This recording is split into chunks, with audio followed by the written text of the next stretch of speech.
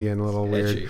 But let's talk about some of the debatable parts of this said blaster sequence. Because as soon as we got out of the movie, I talked to this guy and said, "You won't believe what I found frustrating." First off, with Jin, right? Jin's the main character, the girl. Yes. She's in the Jin, I think, yeah. She's in the top secret library where the records are being kept, and there's this glass wall, and she snuck in. She had the hot ass black person's outfit. Yeah, her and her buddy snuck in, and in order to access the records, she had to get past this glass window. So she pulls out her blaster and shoots it. Now, for me, that's an energy weapon going to glass, which is transparent. If anything, it should have burned a hole and not shattered the entire pane. In fact, if she wanted to shatter the entire pane, she should have just thrown her physical weapon at it, and that would have shattered the glass. But then she can't shoot back. No, she didn't shoot anything for the rest of the movie, so it would have been worthless. But now the real question is, do we know if a plasma bolt would actually cause the glass to melt, or would it shatter? So I did a little bit of research on this. There are explosive bolts, which she didn't have because firing at point-blank range at the glass would have been stupid. And those would have made it shatter. And then there's the energy beams, which cause melting. And you see on armor for like the stormtroopers or the robot that was there helping them, they get these circle rings that melt through, and those are the high energy bursts. I contend that it should have been a melted circle through and no other damage. But again, though, we're talking about armor versus a pane of glass, a single pane of glass, one of the most fragile substances we know. Maybe it was candy glass or something. But again, this is also substances we know on Earth. Could have been transparent aluminum. I still contend it should not have shattered. That's my contention. I would wait for your guys' comments to prove me wrong. Okay, that's my challenge to you. And transparent aluminum. We need to work on that. Let's sell that to SpaceX and have them put that on the side of a ship. My second problem was tempered glass. Safety. It's about safety. Yeah. My second problem was when on the pier or the balcony, and all the stormtroopers are there, and the general director comes down to talk with the grand designer, and the grand designer gets shot. Jin's father gets shot, and there's a whole battle scene. Spoiler. And a whole big battle scene. Everyone's shooting each other, and then the director gets off onto a ship and takes off, and the exhaust plume starts blowing people away, and Jin gets blown over to the side, and she's barely able to hang on. The one thing that doesn't get blown around is Jin's father, who's standing there right in the middle and never moves. He's the one thing. Is he made out of lead? I mean, he never moves. Everything else gets blown away. Maybe his outfit made him aerodynamic. The air went over him. And created a disturbance. As opposed to the other dead stormtroopers that got blown away. But somebody has the Force there. Maybe he was held down by the Force. Okay. We do work in a magic universe with something called the Force. Space wizards. Space magic. And the last thing that really, tweaks my nose was Darth Vader. And I love Darth Vader. He comes out, end of the movie, spoiler alert, end of the movie, lightsaber wielding, killing mofos left and right. And he gets out there, and Princess Leia takes off in her spaceship, and he's in the airlock, and the ship takes off, and his cloak blows in the wind. Now, if a spacecraft takes off from a space, compartment or a shuttle bay, shouldn't there be like an outrush of air into the vacuum, into the void? Shouldn't like all the stormtroopers behind him and him get sucked out into the abyss? But no, that's not what happened. His cloak swirled around. So I contend maybe there was a force field, keeping the air in and letting the ship go. In which case, where the fuck did the wind come from that swirled his cloak around? The Force. These are questions I have. The Force. The Force. Darth Vader said, I need a dramatic effect. Dramatic. In my mind, I will twirl the edge of my cape and hold all these stormtroopers in place. But those are my three big things. We're also talking about ships that can travel faster than the speed of light, or travel the speed of light. Okay, so special theory of relativity. I didn't teach this. We had a long discussion about that. We won't bring that into here. We want to keep this to like an hour show. Yeah. Physics, space physics. Overall, Rogue One, great story. Loved it. Fantastic. It fills some holes to the Star Wars storyline that we all know and love so deeply. And Streely is trolling chat with all the potential silly answers of hockey glass. See, these are the reasons why we need you, viewers, to come in and tell us what's up, why we're wrong. Don't open that on my computer. Oh, it's probably fine. Really wouldn't possibly get something that was inappropriate. Cell phone. Oh, I fucked it up. computers are a new thing. We're getting there, bro. So, want to talk about the Switch now? No, we're saving that. We're still on movies. All right, movies. So movies, episode movies. 7. Episode 7. Okay, so I loved that one. I can't wait for the new one to come out. Episode 8, but episode 7. You want to tell her the big spoiler? I told my wife the new spoiler. She couldn't believe me, even though it's been like almost a year since it came out. No spoilers. Not on this one. Because, dun dun dun, Disney has trademarked the name of episode 8, The Last Jedi. Last Jedi. Which started a debate between the three of us. Yeah, what this could mean. So the big thing I want to preface to all of you is Jedi in the English language is actually singular and plural at the same time. So when they reference The Last Jedi, it could mean a whole army of Jedis. Could be. We don't know. Because we know of at least 2. 3, technically, if you count Kylo Ren. That's right. Who was a Jedi and went to the dark side. He was Jedi trained. Just like his grandfather. So here's something I was reading the other day. Have you heard about the gray? No. You got the light, the dark, and the gray. Within the Star Wars universe? Within the Star Wars universe, it's canon since Disney took over. Disney's done a bunch of cartoons and whatnot, and they've introduced and they've even seeded and threaded in some of these movies I've been watching. You can find some great references on YouTube. People have spent a lot of time researching this. About you have the light, the dark, and now the gray, which is in the middle, and supposedly that might be the balance to the Force. So Luke Skywalker, he is going around. He's trying to find these temples, right? That's why he wants Ahch-To, which is where we find him in the end of Episode 7. Who knows where this is going? Who knows? So, is Kylo Ren gray? Kylo Ren, in fact, that's one of the viewer theories, is that Kylo Ren, trained in the light side, seduced by the dark side, may end up resolving himself to be in the gray. But then that also brings the question, was Darth Vader gray?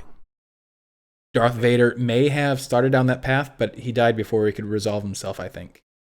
But he told him he was father and is trying to become back to being a father. I think there is a path toward redemption. I think that's what they were referring to, but I don't think that Darth Vader ever made the full journey back.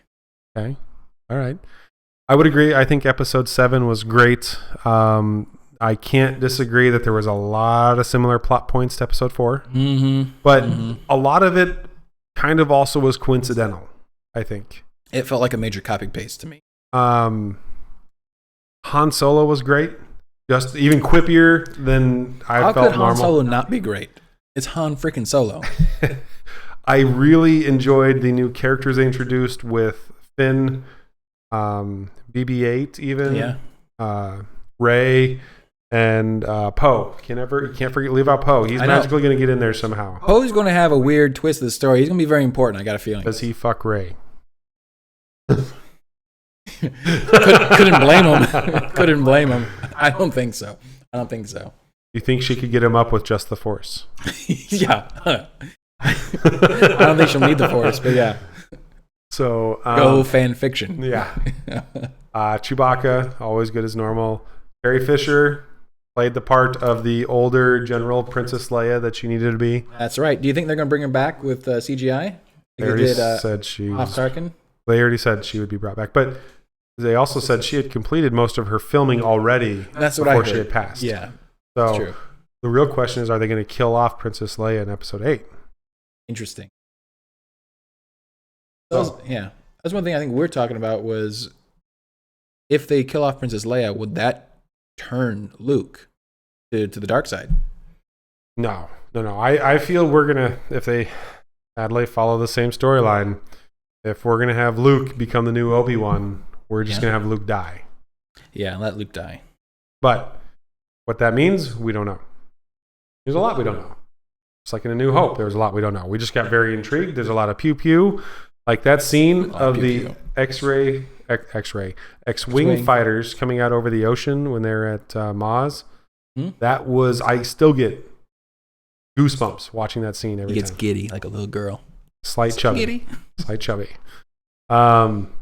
I I thought J.J. Abrams did a good job, and I really hope he's involved with Episode 8.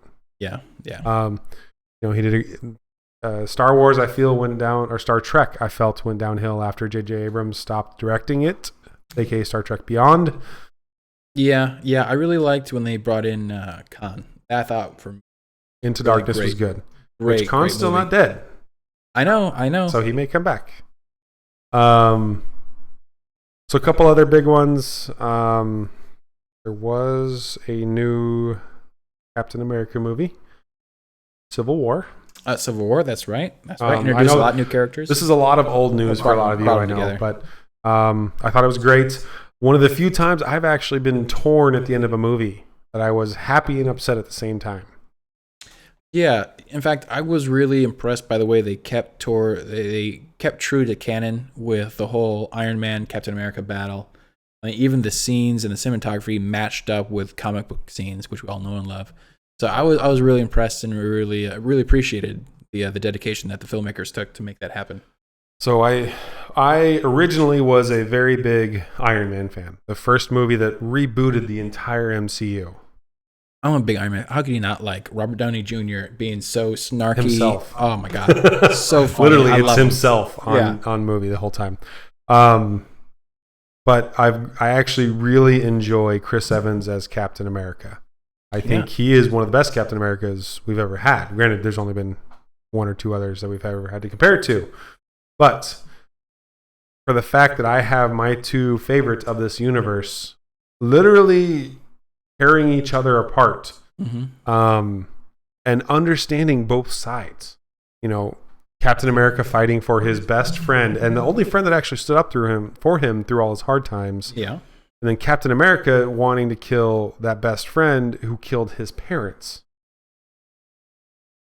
That's one of those things of shit. I understand both sides. I understand why both sides are acting the way they're acting. Yay, moral dilemmas. And all leading into the next, I don't know, fucking 6 Marvel movies they got lined up still. Yeah. Before we even get to the... Well, isn't Thanos coming in the next one? Ragnarok, yes. So he's in the next Avengers movie. So we have Thor, we have the new Guardians of the Galaxy coming out soon, which I'm super stoked about. We got Spider-Man Homecoming coming this year as well. That's right. With Tony Stark in it. That's right. Iron Man's going to be part of it. Well, it's because they introduced... So we didn't talk about... Right? Yeah, well, not Civil War. So the new Spider-Man was introduced in Civil War. Spoiler alert. Marissa Tomei is Spider-Man's aunt. How does Spider-Man... his aunt keep getting younger? That's right. One? She gets hotter and hotter every time we have a movie with Spider-Man. And younger. She loses a decade every time. It's going to get inappropriate here soon. Well, she's an aunt, so maybe she's the little sister of the mom, but they're almost the same age. Maybe it'll work out that time. I don't know. That's getting weird, but I am intrigued. This Spider-Man has not turned me off yet. I think he's more Peter Parker than we've had in a while. I'm reserving judgment still. So, and then we got Thor 3. Even technically, we've had 3 Captain Americas, but supposedly there's going to be a 4th. There's rumor of an Iron Man 4. Guardians of the Galaxy 3. Plus at least 2 more Avengers movies. Infinity Wars. Yes, which is... We've been introduced to all the Infinity Stones now. We've gotten the Tesseract. We've gotten the Ether. Yep, the red. We've gotten the purple from Guardians of the Galaxy Volume 1. Yep. We've gotten the Vision Stone. Yep. And... I missed the Doctor Strange. Yes. Doctor Strange has the thing. Yes. Doctor Strange has and that's a movie I haven't seen, and I'm really disappointed I haven't seen it Which comes out on Blu-ray very, very soon, so we can watch it. That's what I'm waiting on. That was a really good movie, actually. That's another one we can talk about. Doctor Strange. Very good cinematic movie. They did a very good job with the filming. I'm not familiar with Doctor Strange actually in the comic. Well, I enjoyed it, though. Yeah, they alluded to him back when they did Captain America 2, I believe, right?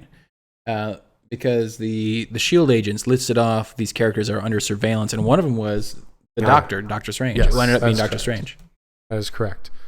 Great movie. I'm excited to see where they go with that.